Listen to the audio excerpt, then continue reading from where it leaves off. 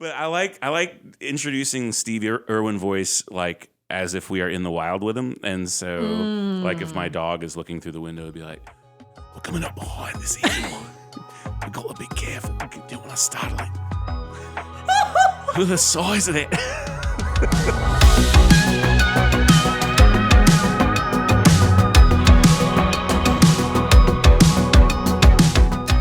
You're listening to Premeditated Opinions because, yes, we thought about it and then we said it anyway.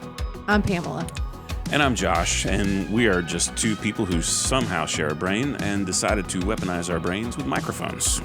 Each week, we unpack the chaos from politics and religion to petty internet fights and existential dread, like it's our unpaid job. We are not experts. We are just way too confident. So with all that being said, let's get started. Why do you talk so weird?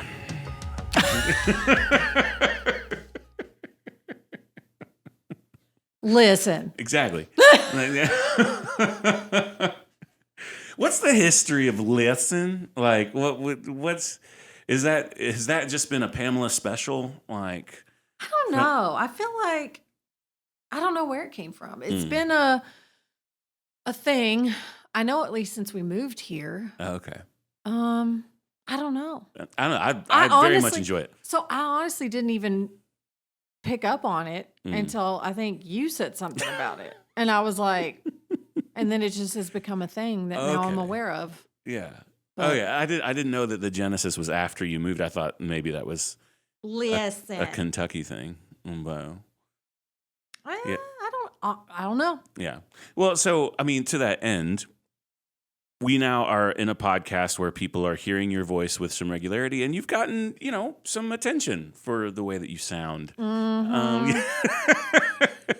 What's that like for you? What's funny is I didn't even really realize I had an accent until I moved here, and I started working with people up in the Northeast. Oh, yeah. And then they started pointing it out, and I'm like, I don't know what you're talking about. Yeah. Because I've always been, I guess, insulated Right. to Louisville. Yeah. And then it kind of just became a thing. So I can't hear it. Sometimes I can. Yeah.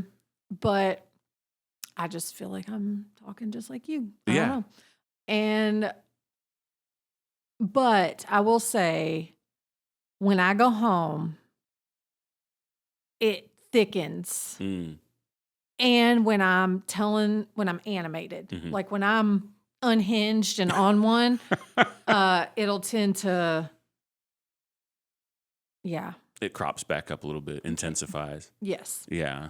And the only time I've heard it is I was really nervous, and I did one of my very first YouTube videos when I was trying to break out as a YouTube star. I recorded myself for the first time on my phone, and I was nervous. And when I played it back, I was like, "Oh my God, is that what I sound like?" And my husband was like, "Well, it's a little thicker than usual." I was like, I don't know. Do you hear Josh's accent? Josh has an accent. Yes, he does. He does. Like, I feel like Josh sounds like an old country guy. He's got a very kind of raspy, like, I don't know. No, I it's definitely there. Y'all's are a little different, but I always enjoy it. I think it's a lot of fun. So what I'm curious about, so you say you can't hear an accent for yourself, and it sounds like for Josh. Not in the moment. Sure. Do you think I have an accent, or other just Texans in general? Like, do you hear it differently? Because I definitely am in the same camp as you, in that I don't think I can hear my own, but I'm told that I speak with an accent. But I wasn't even born here. I've just lived here a long time. So listen, I can only hear an accent if it's thicker than mine. So like and there are distinct accents. So Louisville has a distinct accent. Tennessee has a distinct accent. Texas has a distinct accent. I think part of the issue is I've always been in the city. Okay. Yeah. Rural Texas is its own thing for Yes. sure. And Yeah. so there's a difference when you live in the city and there's that accent, and then you get to more rural areas. Because I remember being in a freshman and I went to ROTC camp, and there were some girls there from Muhlenberg County. And I was like, and there it was thick. And I came home with a thick accent. My parents were like, they were like, you don't talk like that. Yeah. So, and so it diluted over time. Yeah. And I think being here, it is diluted a little bit more. Like I said, when I go back home, it's different. I don't know. Like, I don't even know if my parents have an accent. Like, I can't hear it. Yeah. Like, I can hear a very northern accent. It's kind of one of those, if you're from a specific area, like Boston or Brooklyn or Minnesota. Very distinctive. Those easy to pick up. I can pick up, but most people just sound normal. Well, and so I've enjoyed goofing around with accents, like just as entertainment almost, which I've done a decent amount. So my kids love it when I do Bruce the Shark from Finding Nemo. Hello, my name's Bruce. It's been 3 weeks since my last fish on me honor, and may my head be chopped off and made into glue. Like they like all that stuff. It is. I love it. I love it. Like, because that is not an easy accent. Yeah, Australian is its own thing, and I like doing Steve Irwin because he was so excited about everything he was doing, and but I like introducing Steve Irwin voice like as if we are in the wild with him, and so like if my dog is looking through the window, it'd be like, "We're coming up behind this hill. We got to be careful when I startle it. Look at the size of that." Oh, it's so much fun. And I do that with tremendous respect and affection in my heart for the late Steve Irwin, who is Absolutely. a treasure. Please, no one here disrespect. I am a massive fan. His children are amazing. His wife is amazing. We're just culturally appropriating him. It's fine. Right. But honestly, I think he'd have a laugh. So it's fine. Yeah. But I have this weird thing. I'm a very auditory learner. And it serves me very well. It served me well in school. Like I can listen to a lecture, retain a lot from that lecture. I am a note taker as well, but most of the way that I absorb information is auditory. And That's so wild because I'm the complete opposite. Yeah. I'm a visual. I have to see it. And sometimes I will close my eyes in order to visualize what someone is telling me because I can't Oh, I totally get that. Yeah. And I think it's just the nature of the fact that I've been such a long-time musician, and that's just the way that my brain collects data. Yeah. But a weird little byproduct of that is if I am immersed in an environment that has an accent, I will start to involuntarily do it. And I am not trying to. Like it is subconscious. And I don't realize it at first. And then there was this time I had gone to England on my way to somewhere else. I had a long layover there, and I actually missed a flight. It's a different story for a different podcast episode. It was quite the ordeal. But I was in London for a little more than a day and was trying to get to Kenya. And I was by myself, and I just been around the Brits, all day. And I was in an elevator, and the elevator opened, and I had bags with me and all this stuff. And I was trying to get off the elevator, and I almost ran into this person that was on the other side because I'm wrestling these big bags that I had with me. And I swear to you, I heard this come out of my mouth, and I was like, whoa. I looked at this person and I go, "Oh, sorry." And I was like, no. What am I doing? What am I doing? My bad. Yeah.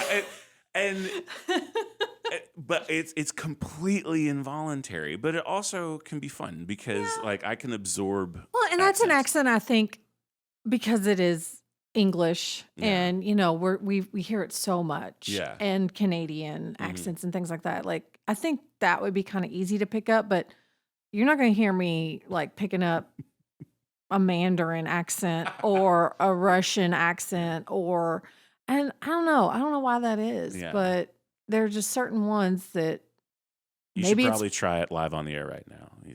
I'm kidding. listen. No, I hear you though, and a lot of those. So a lot of the more intense, sort of heavy accents, like Russian, like Scots Irish, um, Mhm.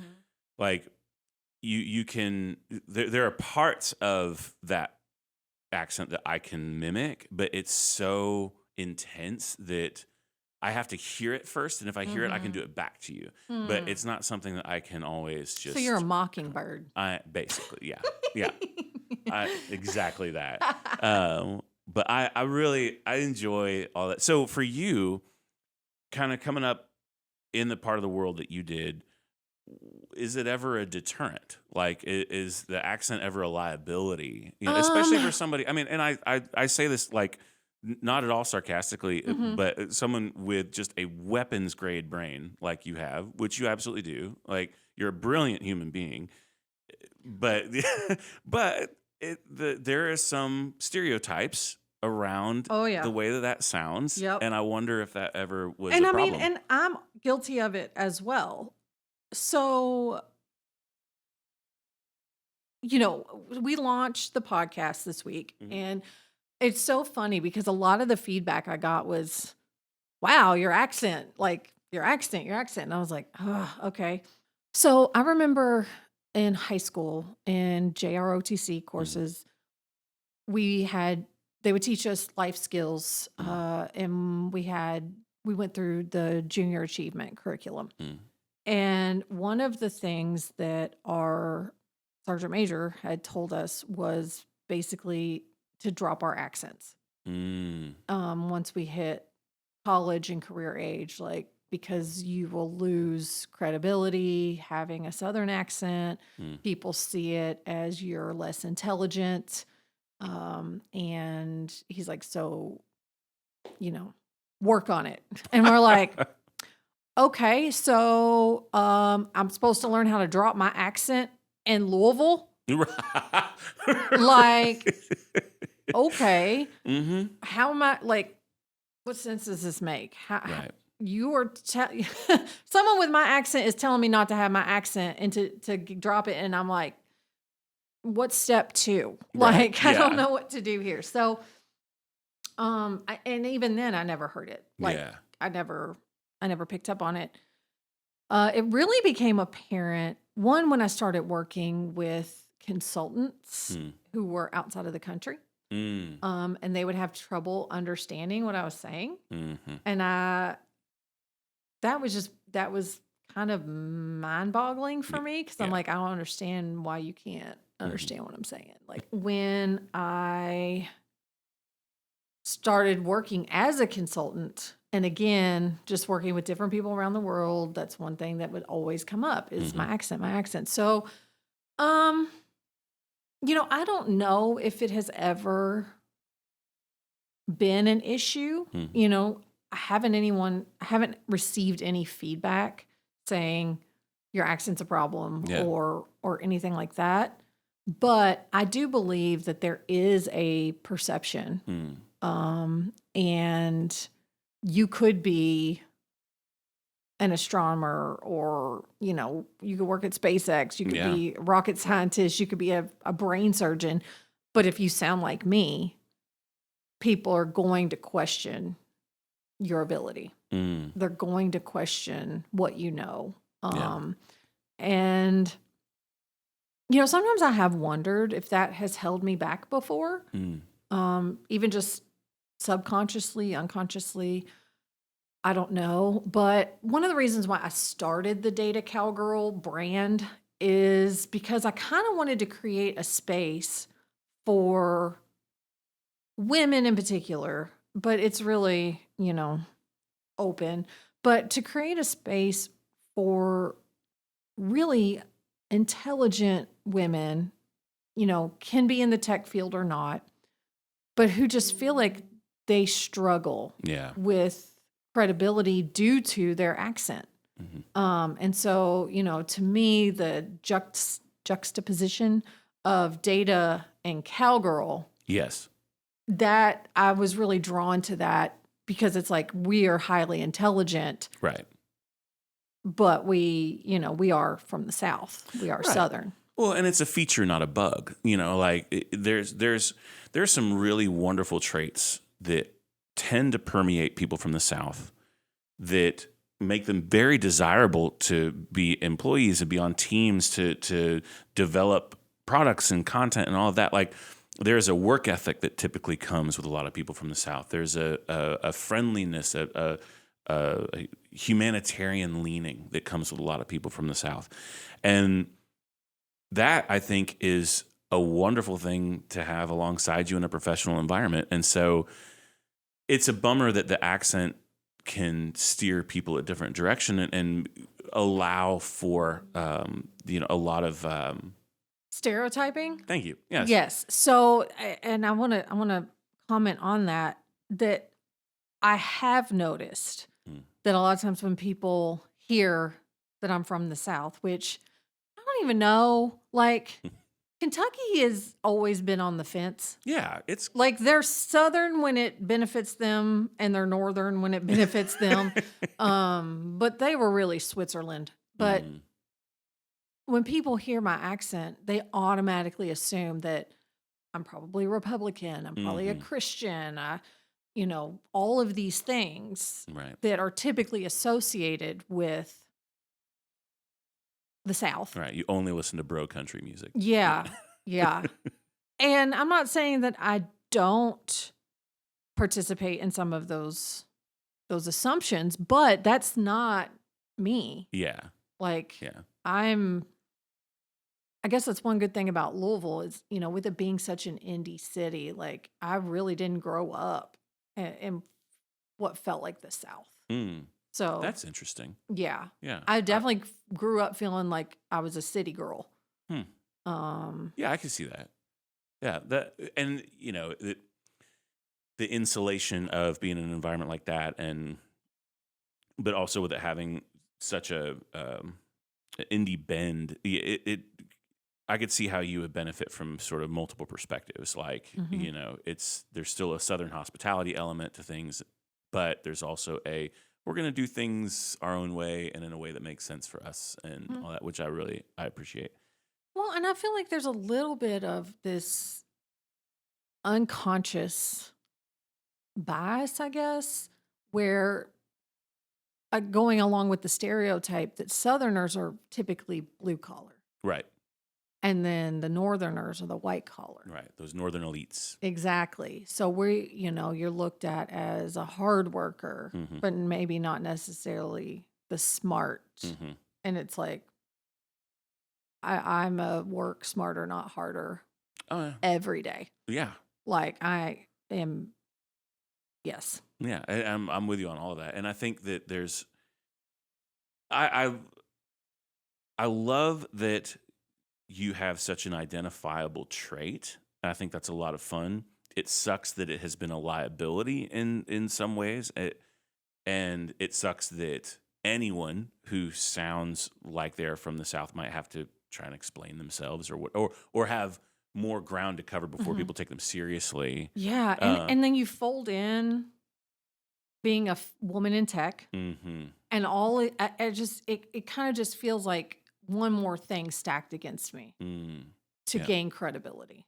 I always thought that your branding around the Data Cowgirl was really freaking smart because it definitely differentiates you from freaking everybody that I've seen, within the professional circles that you run in.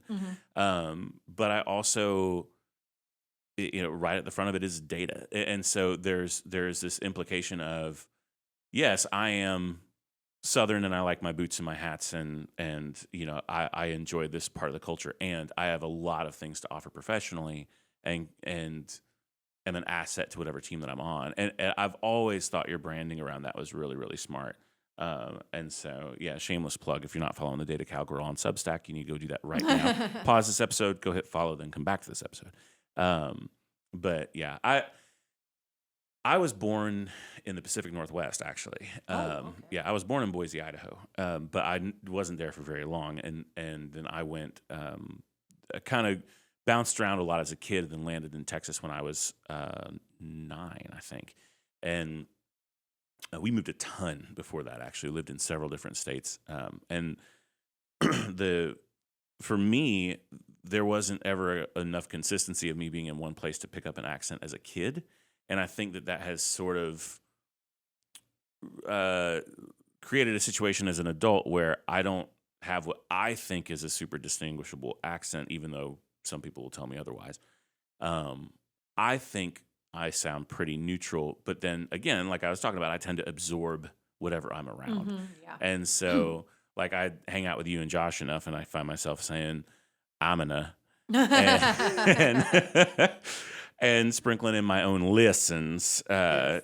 because it's effective. It's, I like it. But I think it's interesting that that's gotten so much attention since we've launched this podcast. And I could see how that would be both something that is endearing and kind of fun for you, and something that is highlighting maybe it's something sensitive. Yeah. Yeah, I mean, it's fine. It is what it is. I can't really change it. I mean, Yeah. I guess I could try. Yeah. But what would that be like? Do you think you could actually, you don't have to do it now.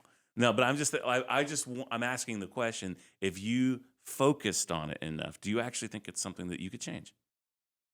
Maybe, but here's the thing. I don't know what to change.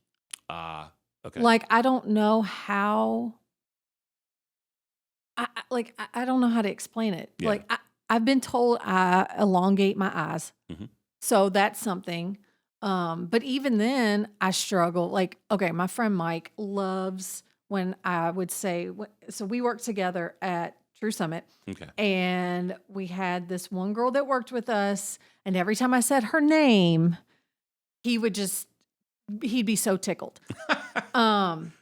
I, though, don't hear Yeah. what. So if you can't hear it, how do you fix it? exactly. Yeah. So her name is Maya. Okay. Maya.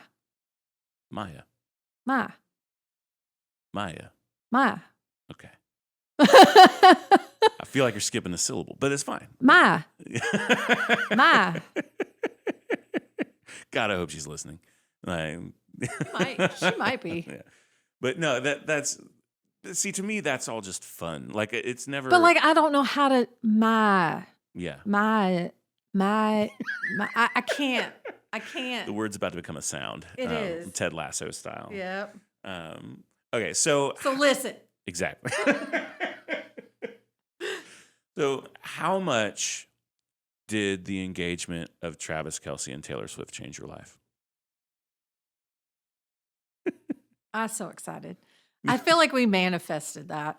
We probably did. I feel like we did. We talked about it, and then, well, we didn't talk about the engagement, but we talked about her, and that's close enough. Right, exactly. Yeah. We brought the right energy to the situation. Even though they were already engaged, that's beside the point.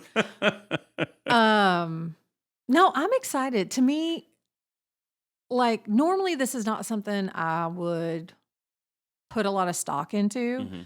Mhm. Just like with the royal weddings. Sure. I'm like, oh, that's cute. That's cool. Whatever. But I think, honestly, it's goes back to the climate. Mm-hmm. And this is something that can bring us some joy. Yeah. Yes. And distract us a little bit from the hot mess that is happening in Washington right now. Mm-hmm. And so I look forward to it. I mean, I love her. Yeah. And he seems like a great guy. You know, I listened to the podcast. Yeah. Their New Heights episode. And it was fun. Yeah. You know, and I'll be honest, I've not paid much attention to Travis Kelce. I just have no need or desire to. Yeah, totally. And I always thought it was a little odd. Because I was stereotyping football players in my mind. So I remember just thinking, like, this is an odd match. Yeah. Like, I wonder. I know what the appeal is for her, Sure. or like toward her. Yeah. I don't know what the appeal is toward him. Sure.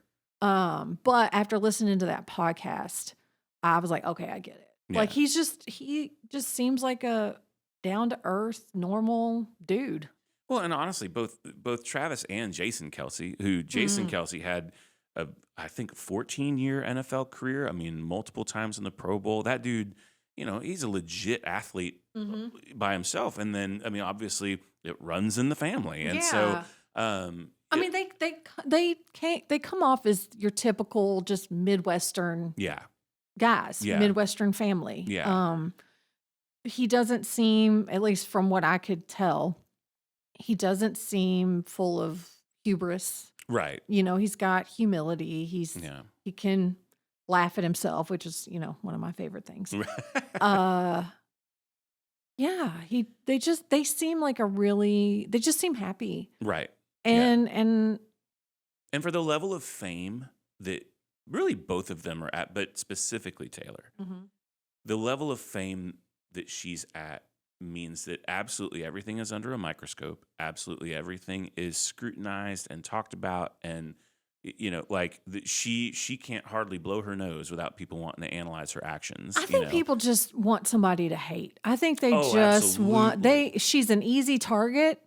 And so when people are feeling insecure about themselves, they just sling mud at her. And the great thing about her is she just lets it fall off. Right. Yeah. She's just like, whatever. Well, and we've obviously talked about her on another recent episode, so I don't want to rehash all of that, But at the same time, like, this is kind of a big news, and especially for like anyone who's following American pop culture. But I enjoy the fact that they seem to work at just being normal people within these really ridiculous lives that they live. And I think I don't have any actual facts to back this up, but it seems like they're the types who would almost laugh at their own existence a little bit. It's like, can you believe that this is the things that we get to do? Exactly. And Travis Kelce, like,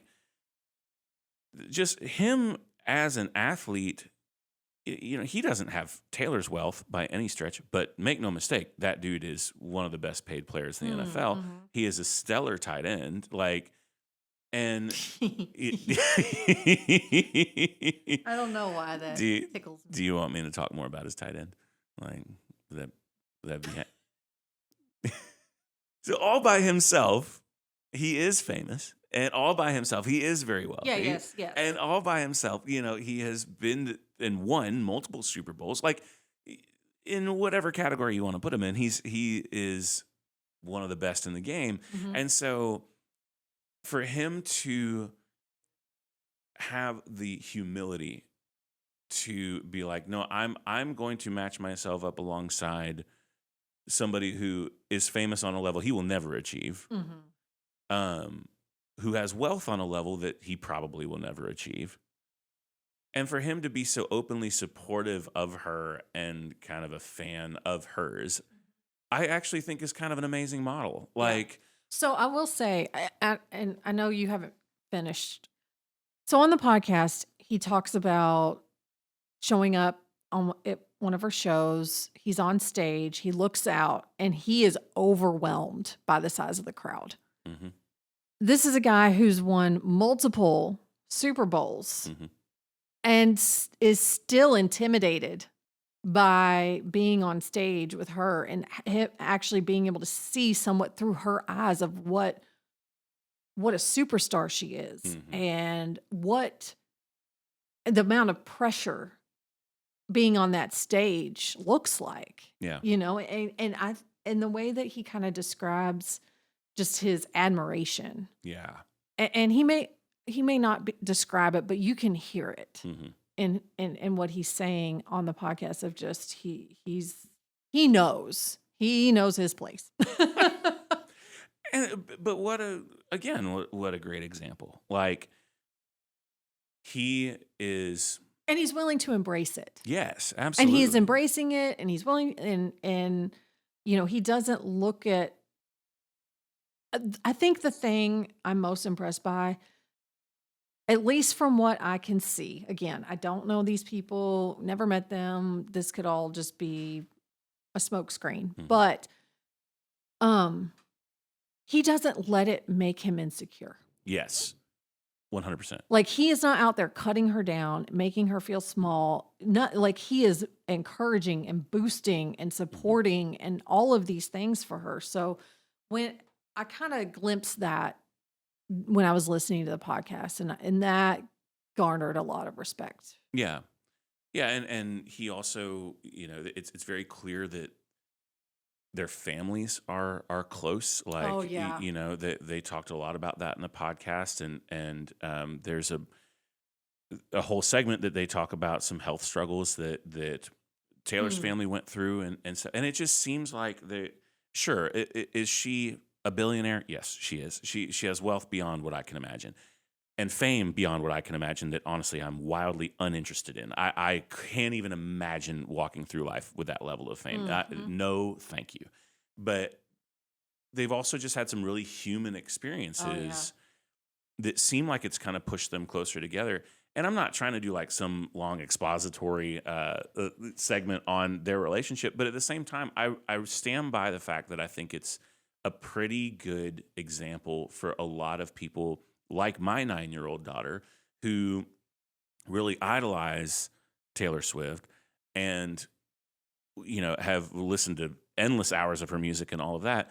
And now it seems like, at least from the outside looking in, and obviously we don't know the ins and outs, but from the outside looking in, it seems like she's in a reasonably healthy, certainly happy relationship with another very famous person, and they seem to be just figuring it out in a way that kind of gives me a little bit of hope. Like, and I think that's why I'm so excited about this. Like, I'm genuinely thrilled for them and looking forward to, what comes. Yeah. Well, and if she's proven anything, she's proven that she writes about her life.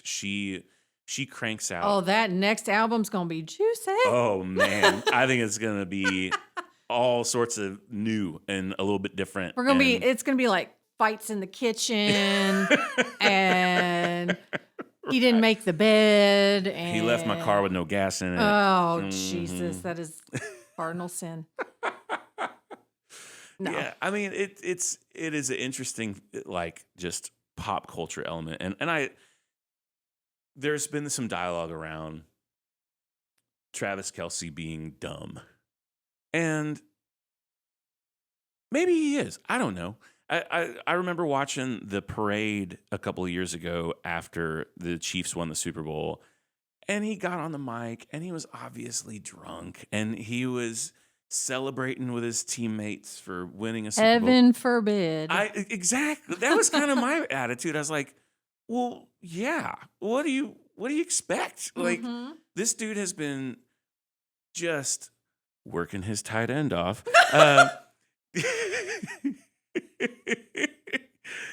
He's been working so hard. Sir.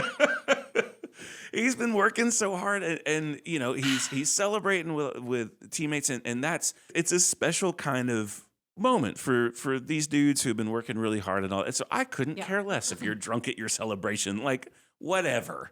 Don't drive, Uber home, and as long as that's happening, then I don't really care.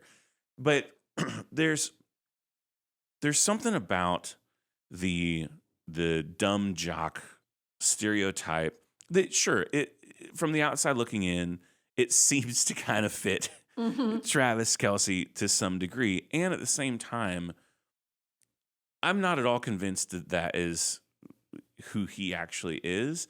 And I want to be cautious about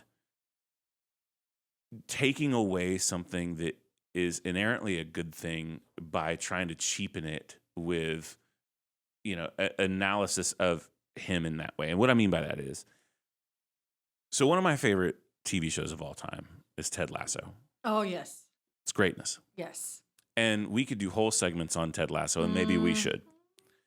But one thing about that show that I've thought about a lot is I think that show celebrates some of the most fun parts of being a guy and some of the most fun parts about being a guy on a team and doing things alongside other guys who are all trying to kind of move in this common direction with this common goal in mind, and the camaraderie that comes out of that, the relationship that comes out of that, the conflict and the conflict resolution that comes out of that. And so like there's all these narratives throughout the course of that TV show where you sort of have somebody who is having a problem and then finds reconciliation. And there's also moments of that show that come across as kind of silly, but in reality, it's one of the best parts of being a dude. Like I've been a guy on sports teams. I've been a guy in bands and things like that where we're all together kind of moving towards this common thing.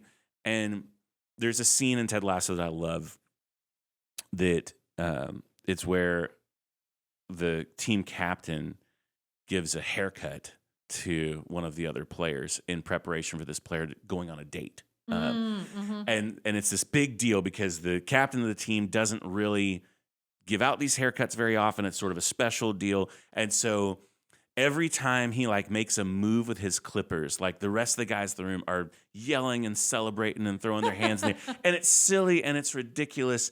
And you know what? It's freaking awesome. Like that is the ridiculous way that men can connect.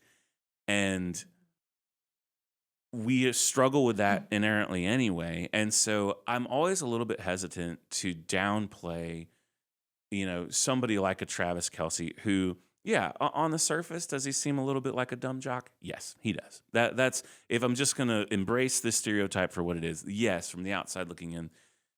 But also, for starters, there's some real camaraderie and relationship that comes out of the kind of life that he has chosen to lead. There's some real conflict resolution. There's some real struggle. There's some real, just overcoming a lot of hurdles to get to the point in his career where he is. So whether or not he's the smartest guy in the room, he's going to be one of the hardest working. And isn't that a pretty awesome starting point for a healthy relationship? Like, I might not have all the answers, but I'm willing to work with you on it. I'm willing to listen to what you have to say and consider those things. I'm willing to listen to leadership, like coaches and things like that, and take advice. Like, I'm not convinced that he is this downgrade that people kind of paint him as, because I think a lot of the experiences that he's had are part of why he could be successful in this kind of relationship. And well, let's be honest. If Taylor Swift was looking for someone just like her, she ain't gonna find it. Right. Yeah. Okay. So, already there's an impossible bar if that's what she was looking for. Yeah. But she doesn't want someone just like her. Right. Like, she doesn't care about any of those things. Right. And it's apparent in the fact that, like, he's still, famous and all of these things, but I think that if she found someone like him who was just a Joe Schmo, right, okay, like for her, it's not about stature and all of those things. We've done a long segment on Taylor Swift and Travis Kelce, and that wasn't necessarily my intention, but at the same time, I think there's kind of some interesting stuff to talk about, and it helped me bring up Ted Lasso, which is also just so the new season's coming out, right. Okay, so how are we feeling? I have opinions. How do you feel? I'm excited. Okay. Because I love this show. I do feel like there were some loose ends. Yeah. And I would like to see those kind of tied up. I don't know, is this supposed to be a last season or? Off the top of my head, I don't know. Okay. So, but I am leery. Because, a lot of great shows end up overstaying their welcome. 1,000,000%, yeah. And, one of my favorite series is The Office. And after about I think they should have cut it at season 5 or 6. Yeah. Once they started pulling in like Will Ferrell and all that, like it's just, and Michael Scott left, like it just kind of went off the rails. Yeah. And I'm like, we're losing the plot here. Yeah. But, people love the show. Right. And same thing with Game of Thrones. I love Game of Thrones. Yeah. That last season pissed garbage. me off so bad because they rushed through it. Mm-hmm. And I'm like, I would have rather you just not produced it Yeah. than to throw together that piece of crap. Yes. Like, I was furious. Yeah. Furious. Yeah. Because it was evident that it was rushed. Yeah. And so I guess I'm a little leery in that I want to make sure they do it right. Yeah. Well, and I have some confidence. So I'm going to nerd out on the show for just a minute. But so Brett Goldstein is the actor who plays Roy Kent. Mm-hmm. He is also one of the executive producers of the show and one of the developers and writers for it. And that guy is brilliant. His stand-up is really good. So good. He's so funny. Well, and you see him as Roy, and then you see him, and I'm like, my brain is having trouble, like, putting that these two are the same people. Absolutely. Well, and so the fact that he's still involved gives me some confidence. I was ready, even with the loose ends, I was ready for them to be done after that final season, only because I felt like they had caught lightning in a bottle so much. And I was like, oh man, I agree with every word you said. Don't overstay your welcome. Like, we can let this be great and end it and leave us wanting more. And that is a good thing. That's in many ways, one of my favorite TV shows of all time is Breaking Bad. Breaking Bad did that. Like, it ended after 5 seasons and it ends brilliantly. Now, they did tie up a bunch of loose ends, but it left me wanting more. And that show also, like, man, that they would come out of nowhere and just hit me in the feels sometimes and just make me think about. There's a line I have stolen from that show many, many times. I think it's at the end of the first season, and they all just lost the match that they were playing. And Ted's in the locker room and he says, "There's something worse than being sad, and it's being alone and sad. And none of y'all are alone." And I think about that once a week. Like, I think that is so poignant and good. And so, like, that show really has a special place for me. And same. Yes, same. Yeah. There is nothing like it. The fact that you can go from, like, splitting side laughing. Oh, yeah. To crying. Yeah. In the same episode. And it's done just so well. Yes. So well. Well, and I know you and I, because we've talked about it before, I know you and I are on slightly different sides of Juno Temple's character, Keely. And I hear the critique, and I know that she can be a little annoying and intense. But actually, one of my favorite parts of that show are some of the different relational dynamics. And I love the relationship that they established between her character and Rebecca. Yeah, so I will say that toward the end of that season, when we got to see a little more of a human side to Keely, like, I liked her a bit more. But I don't know. Just something about, I don't know if it's the character. Yeah. I don't want to say it's the actress, but there's just something that just kind of in the early just grated me. Grated my skin. I'm like, Yeah. Well, if you haven't watched Ted Lasso, you need to get yourself an Apple TV Plus subscription just for that. Like, it's 3 seasons. You'll haul through it. It's absolute greatness. And yeah, it'll change your life. It will change your life. Yeah. I mean, honestly, I think about that show. I do too. An obscene amount. So yeah, that's worth your time.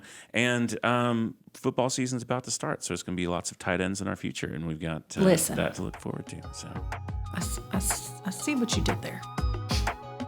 Well, that's it for Premeditated Opinions, where the thoughts were fully baked and only mildly regrettable. And if you enjoyed today's episode, congrats on having truly excellent taste in podcasts and also opinions. Send this to someone who needs to feel seen, dragged, or both. We'll be back next week with more unsolicited insight and emotionally responsible spiraling. And until then, please stay hydrated and behave yourself in the comments. but if you don't, share them with us.